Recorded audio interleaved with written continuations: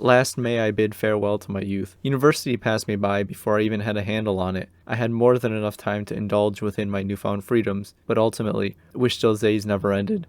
Far too quickly I found myself job searching as a fourth-year senior, wondering where all my time had gone. I was on the phone interviewing for a job I didn't want for a company I didn't care about. The guy on the other line was far too enthusiastic, and I felt my nausea growing. I would think back to the halcyon days of my 2017 summer, whose images I remembered more vividly than yesterday's. There was a pile of boxes from eBay that sat in the corner of my room, and all the anime DVDs I had blown my money on. I remembered the first time I played an eroge, and how many times I got off to it that night.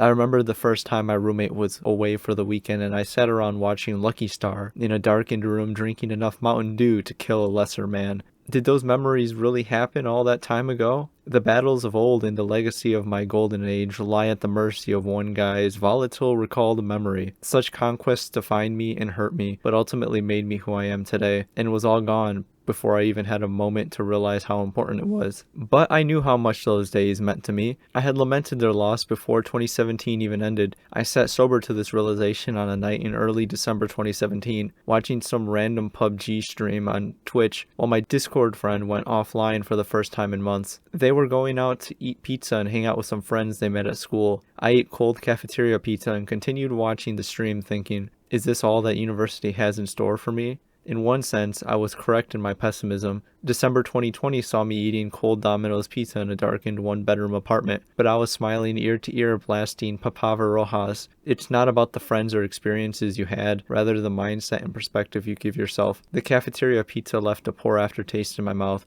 while the Domino's was exquisite. Last April I was making videos. Last summer I was making videos. I was forcibly breaking down my previously self-imposed barriers, which permanently had labeled me as something worse than a lurker. I fancied myself a dark and mysterious otaku blogger, but the truth was that I had only 3 pity likers acquired over the 4 years I had been serious about the endeavor. I had nothing to show for myself besides the 800-something anime completed and the ever-growing list of life milestones that passed me by, giving more credence to my disassociation with the reality that bound me.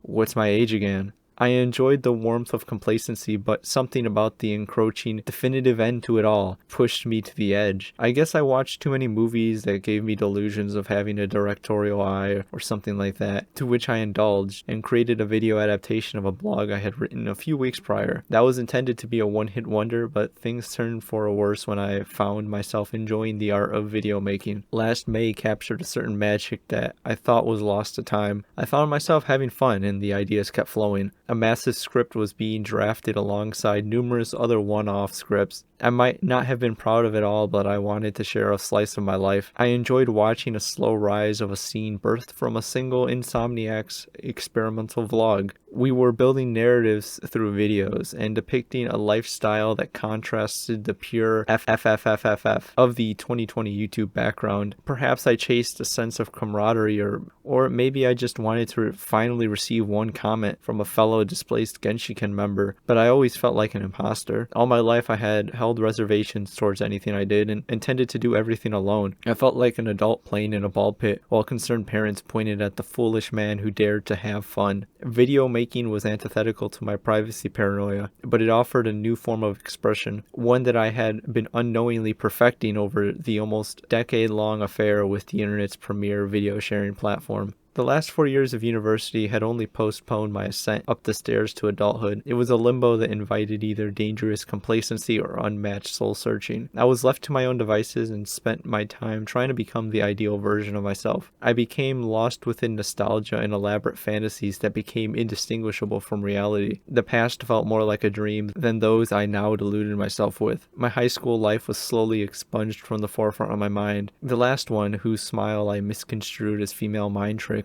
turned into dust, and the after-image of a Toyota RAV4 whose visage still haunts me to this day, burn up in flames, give me blood rain. Where did my time go? I can't recall anything as vividly as my sepia-tinged high school years, but in comparison, my university days felt like Rainbow Road. These past 4 years changed my life, and I have yet to have my fill of it all. I stumbled across the stage to receive my diploma in an empty auditorium. I looked into the lights and bid farewell to my childhood. Sayonara, waga seishun.